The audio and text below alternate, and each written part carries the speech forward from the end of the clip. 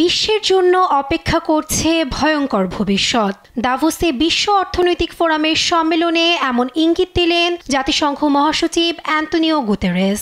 বলেন, পথভ্রষ্ট এক পথে হাঁটছে পুরো দুনিয়া। বিশ্বের দিকে তাকালে মানুষ খুব বেশি সহযোগিতার ক্ষেত্র দেখতে পাচ্ছে না, এমনকি পর্যাপ্ত বুদ্ধিরও অভাব। নবায়নযোগ্য শক্তি, প্রযুক্তি ও স্বাস্থ্য খাতে ব্যাপক উন্নয়ন সত্ত্বেও পুরনো অনেক সমস্যা মাথাচাড়া দিচ্ছে। আমরা এক পথভ্রষ্ট বিশ্বের পথে বাস করতে চলেছি। এ সময় উন্নয়নশীল বিশ্বগুলো নানা অর্থনৈতিক সংকটের সম্মুখীন বলেও জানান গুতেরেস। ক্রমবর্ধমান মুদ্রাস্ফীতি, টেকসই ঋণের বোঝা ও অর্থনৈতিক মন্দার বিষয়ে উন্নয়নশীল দেশগুলোকে দেন সতর্কবার্তা। উন্নয়নশীল দেশগুলো নানা অর্থনৈতিক সংকটে আজ। কোনো দেশ ভয়াবহ মুদ্রাস্ফীতির সম্মুখীন।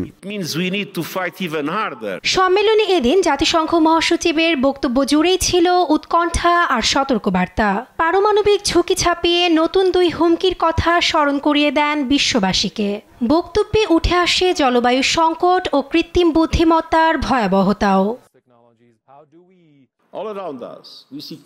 কৃত্রিম বুদ্ধিমত্তা প্রতারণার হাতিয়ার হিসেবে ব্যবহার করা হতে পারে। এটি অর্থনীতি ও শ্রমবাজারকে ব্যাহত, প্রতিষ্ঠানের প্রতি আস্থা নষ্ট করা, এমনকি যুদ্ধক্ষেত্রেও নেতিবাচক প্রভাব ফেলতে পারে, যা মোকাবিলায় সবার সহযোগিতা প্রয়োজন।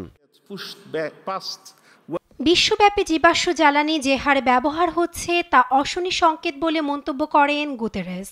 2024 সাল ইতিহাসের সবচেয়ে উষ্ণতম বছর ও দশক হিসেবে চিহ্নিত হয়েছে বলেও সবাইকে স্মরণ করে দেন সতর্কবার্তা।